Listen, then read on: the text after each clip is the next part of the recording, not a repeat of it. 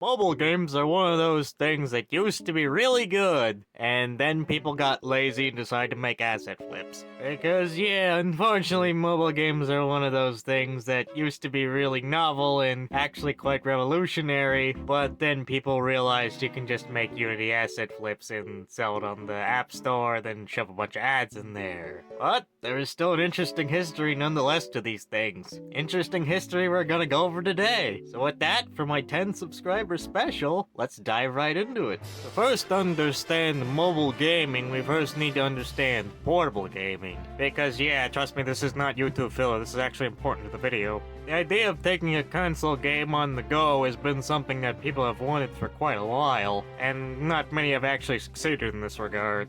It's not to say all of them were bad, it's just that Nintendo's kind of the only one that's actually managed to be successful with it. Both SEGA and Sony have tried and ultimately failed. SEGA came down to, well, the Game Gear was not that good and SEGA did not really put a lot of effort into it. And for Sony, it kinda just came down to the fact that they did not support the damn console like they needed to. Seriously, the Vita is actually a really good console, it's just Sony had absolutely no faith in it. I've also got a video planned about consoles that deserve way better than what they got at the time. Your Wii U's, your Dreamcast, that sort of thing. There's a lot of interesting history for these consoles that I don't have time to go into now, but do want to talk about later. Yet another thing I have to add to the seemingly endless backlog you have. But the commercial success of the Game Boy and its many iterations, as well as the DS line and even the Nintendo Switch, as many problems as that thing has, the success of these consoles do show that people want something like this on a mobile scale. But unfortunately, this kinda came with the problem of these things are inherently bulky by design. You can't exactly have a lot of processing power without making it bulky, and if you want to make it slim, you gotta sacrifice processing power. And thus a new problem was born of you can't exactly take these things everywhere. But there was one interesting solution that no one expected. The smartphone. That said, gaming on a phone is actually nothing new, albeit in a very primitive state. Most of the time it was just Frogger, Snake, and maybe Solitaire if they could fit it on there. You know, small time waster games, nothing revolutionary or massive like on a console. But that was fine. These things could actually run them decently well and they were mostly just time wasters anyway. And that philosophy carried over to the smartphone era. As the smartphone suddenly opened up a bunch of doors that people didn't think were possible. And with that came a lot of novelty apps. These were inherently simple, good fun, like your beer glasses, your lighters, all that sort of thing. Were they useful? No, they were just novelties and gimmicks. But you know what? They were pretty cool at the time and great showcases for what the technology was actually capable of. People didn't care that they were just giant wastes of time. They were neat and novel and shown how far technology has really came over the years. It's just kinda a shame that after a certain point we kinda just peaked. But suddenly that opened the floodgates for a new market, the mobile market. And with that came the App Store. Now App Stores are not exclusive to the smartphone market, and they've actually been around for quite a while, ever since the early days of computing actually. So yeah, this is nothing new. But the smartphone market really popularized app stores as a concept and, more importantly, made it easier for developers to make money. But there was a problem. This sort of thing was relatively new and you couldn't exactly just port any old console game to this kind of architecture. That's not how that works, and emulation was not really a thing back then. So games had to be made from the ground up for these things. And be made from the ground up they did! Were they good? Yes, actually. Granted, most of them are a lot more primitive than the apps we have today. You're not gonna have something like a Fortnite on your phone back in the early iPhone and Android days, but you had an Angry Birds, you had a Where's My Water, you had a Cut the Rope, you had a Doodle Bounce. It's doodle jump, not doodle bounce, you idiot. You especially had your Fruit Ninjas. A lot of these were inherently simple by design and mostly were just time wasters. But at the end of the day, they weren't trying to be anything else but time wasters. They were just something you play while you're waiting for the bus or plane, or just generally to kill time. Or alternatively, play them on your toilet. But then again, why would you do that when you can play toilet golf? That is an oddly specific product. Who is this made for? Good question. I'd like to know that myself, Mimo. I swear, you always seem to find new ways to impress me. Is that a good thing? I'll leave that up to you. Especially Angry Birds was a huge commercial success, getting many spin-offs. And I mean a ton of spin-offs. You had its sequels, you had its kart racer, you had its collaboration with Star Wars. You know, back when Star Wars was actually loved and Star Wars fans' favorite pastime wasn't complaining about Star Wars. Even had a collaboration with certain films like Rio. Anyone remember that film? That was a weird film. Yeah, inherently it was a simple formula, and yet it worked. Many of these games were just really simple, by design. They weren't meant to be groundbreaking, they were meant to be simple, good fun. Most of them were $5, or typically were free but had a paid version you can have that were typically around $5 and typically were funded by advertisements. This was a much simpler time and back when ads were far less annoying and far less intrusive. A lot of times maybe even offer you, hey, you wanna go again? Here, watch this ad. Yeah, while a lot of people might hate the current mobile game system of just ads, and more ads, hey, do you like ads? They were much simpler and much less intrusive back in the day, and they showed far fewer of them. Inherently, they were less predatory as well, because they really didn't need to be. They just needed to get the product across. And yeah, they were insanely fun. Really simple, but insanely fun. That was mostly the early days of the mobile game market. It evolved in so many different ways, especially with 3D technology, which we're gonna get into in just a second. Dear Mario, please come to the castle. I have baked a cake for you. Yours truly, Princess Toadstool. Peach. 3D technology fundamentally changed gaming forever. Suddenly your Bing Bing Wahoo can now suddenly be in 3 dimensions. And mobile games are no different from this. Granted, they didn't use it nearly as much or as well, but it's still important nonetheless. And many of the popular ones were made around this time. Your Jetpack Joyrides, your Subway Surfers, and your Clash of Clans. Subway Surfers especially has made an interesting comeback as of late, namely being for those Reddit videos or Family Guy funny moments. Although the Reddit videos have mostly switched to oddly satisfying videos of people making cakes. I don't know why, but I really like those things. I don't care about the Reddit stories, I just care about the cake making. That's because your stupid monkey brain finds it satisfying. No matter how many times otherwise, you humans are just nothing but monkeys. Jeez, Mimo, you're extra sassy today.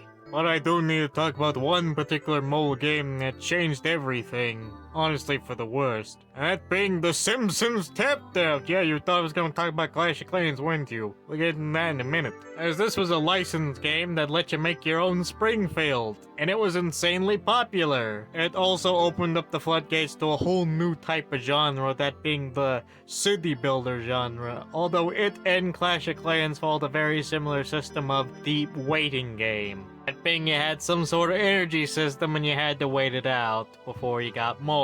Or you could alternatively pay to get more, using premium currency. Yeah, you can see where this is going.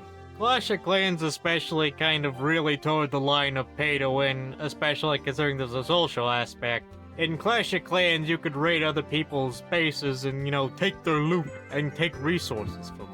You had to defend your base, but if you wanted to raid, you had to get resources. Resources that are free, but you can also pay money. Yeah, needless to say, these type of games made an insane amount of money and ultimately forever changed gaming forever. Not just in the mobile space, but also AAA gaming as well. Yeah, I have very mixed opinions on this sort of thing. Clash of Clans was pretty good for what it is, but it also left a horrible stain on the industry that we're still feeling today. It might have put Supercell on the map, but everyone wanted to be a Supercell. There was even a weird trend where everyone was just copying the Screaming Barbarian icon.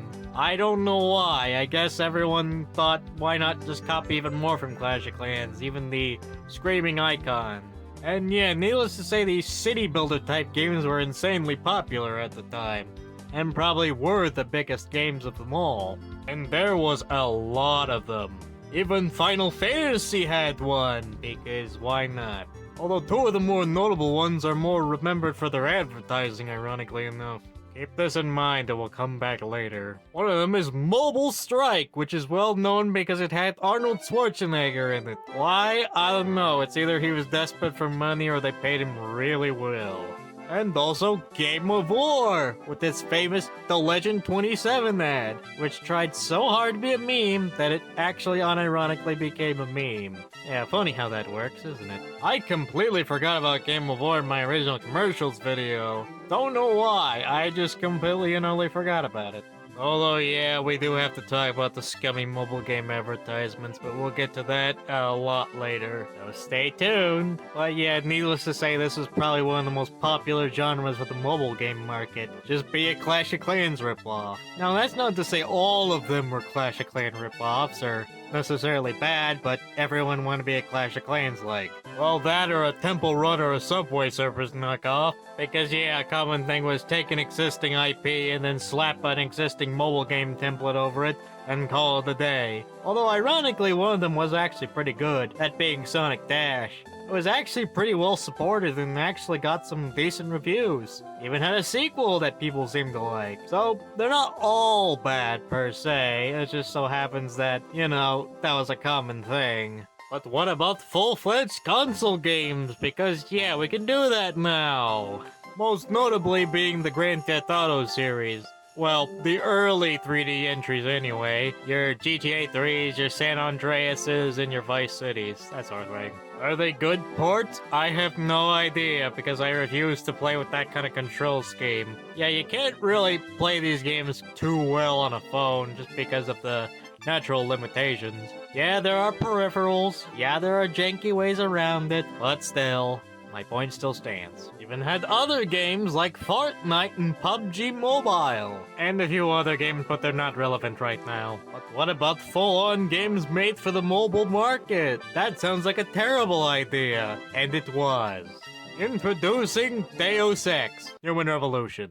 Shall I ready the I never asked for this meme? Oh, absolutely, we're going to need it. Square Enix kinda just didn't know what to do with Deus Ex, if you can't really tell, because of the current state the franchise is in. But there were a few notable experimentations with the franchise during the Adam Jensen era, that being Deus Ex The Fall. Now, Deus Ex The Fall is kinda complicated. It's based off of Deus Ex The Icarus Effect, a spin-off novel for Human Revolution, and does not feature Adam Jensen, but features two original characters. Deus Ex The Fall has basically nothing to do with the book. You don't really need to read the novel to understand the game. Is it any good?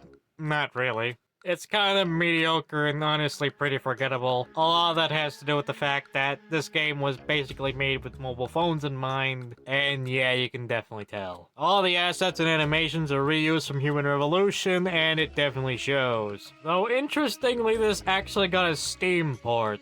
And yeah, this is one of the laziest ports I've ever seen. It's kind of a shame this is just a shitty mobile game. Imagine if this game was actually given proper treatment and actually made for PC instead of mobile. Maybe it would actually be remembered and actually be pretty decent. But unfortunately, that's not the case. Although there was also that other Deus Ex mobile game and even the FPS spin-off of Mankind Divided.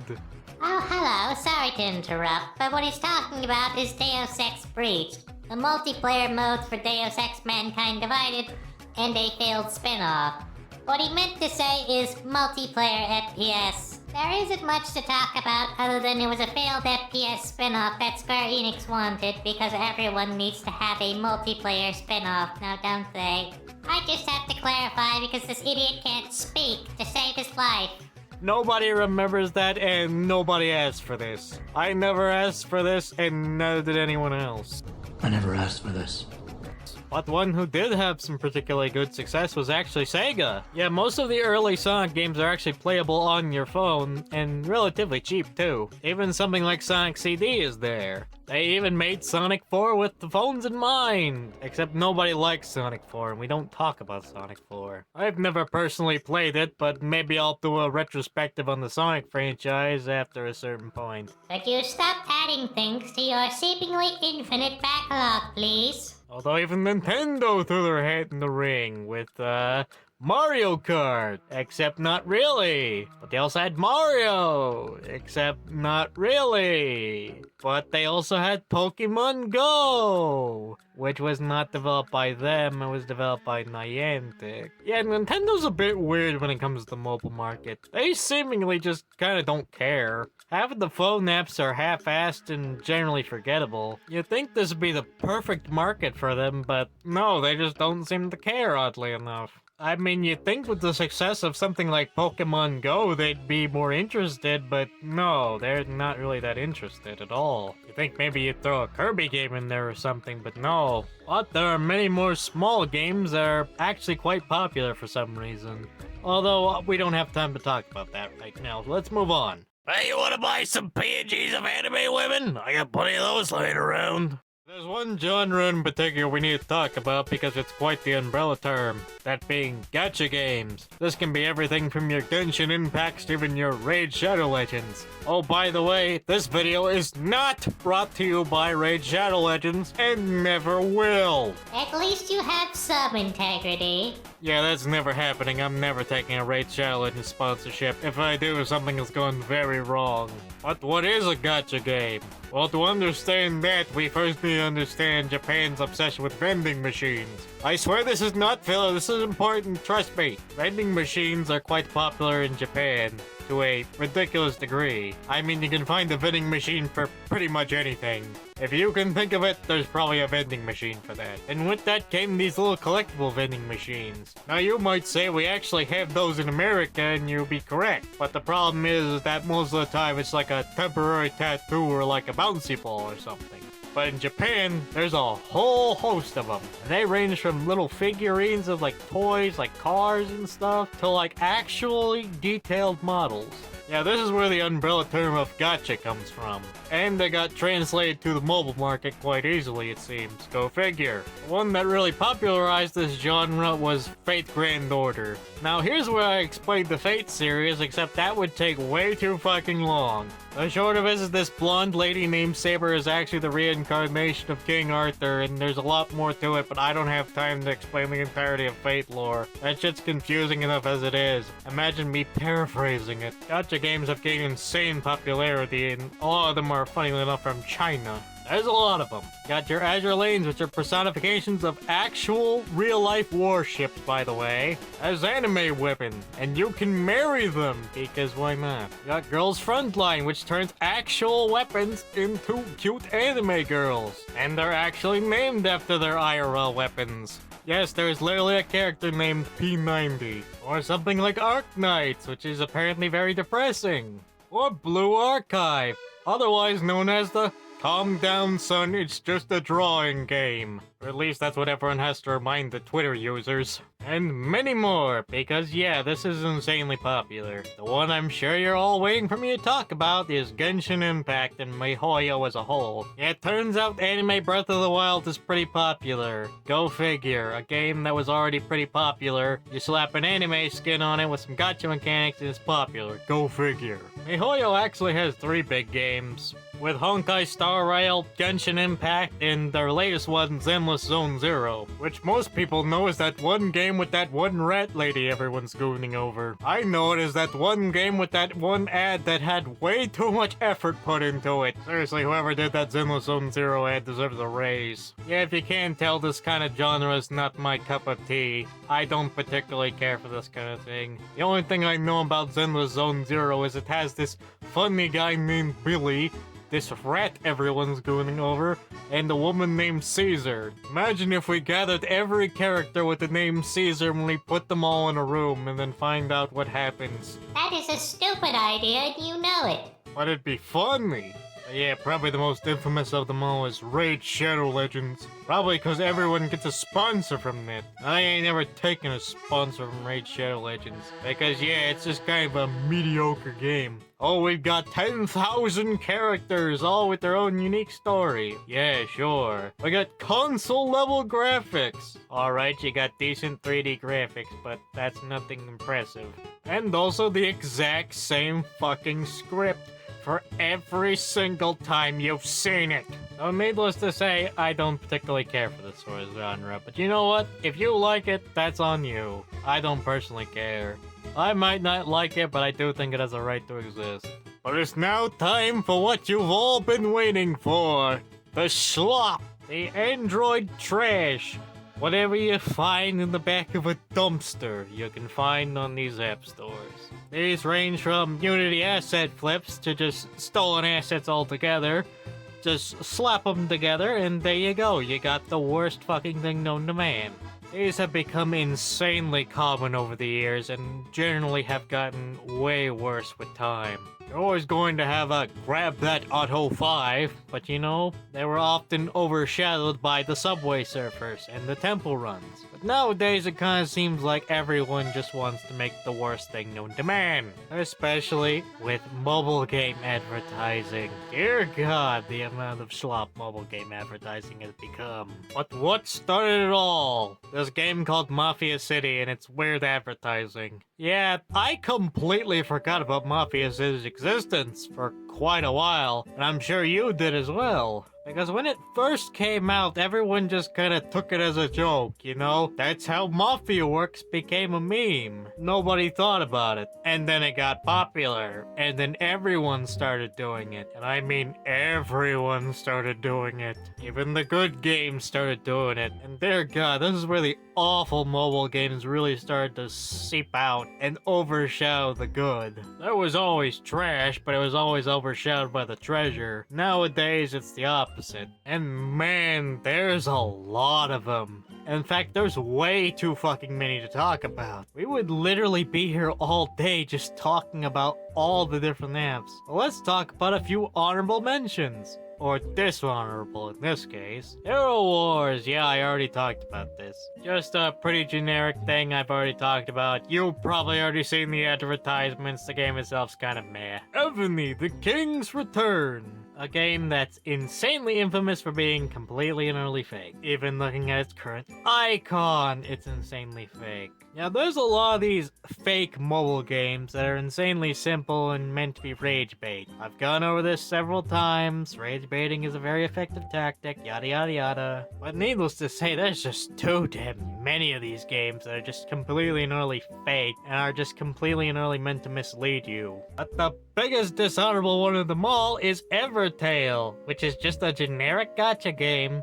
But the ads would have you think it's some kind of creepypasta Pokemon ARG. But no, this is just some generic gacha slop. But yeah, I could go on, but honestly I don't feel like it anymore. There's just too damn many, as I've already said. And to be honest, you've already seen this crap. You already know what's up. And frankly, I don't need to explain how awful these games truly are for being absolutely scummy. Except for Flying Gorilla, they're at least honest, and I can respect honesty. Mobile games used to be great, and then they became Unity asset flip garbage. It is what it is. But you know what? While mobile games range in quality, they still have their gems in the rough. Albeit, not all of them are great, but you know what? Sometimes there's a mobile game that's actually pretty good. Let's just hope it's not from China. Anyways, that's all for now, and once again, thanks for 10 subscribers. Albeit very late, thanks for everything. I hope to see you all next time. Goodbye. Oh wait, one more thing. Have a nice day. You've earned it, pal.